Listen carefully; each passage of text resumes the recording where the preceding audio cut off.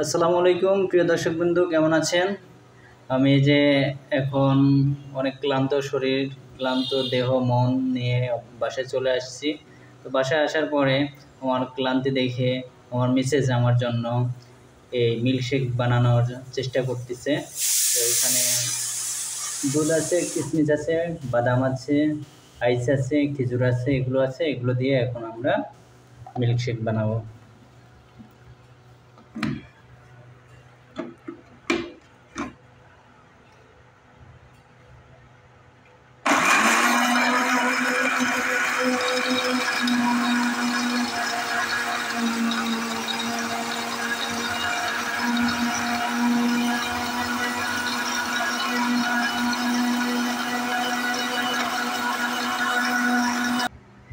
এই যে দর্শকবৃন্দ, আমাদের মিল্কশেকটা প্রায় হয়ে গেছে। এখন আমরা ঢালবো আর খাবো।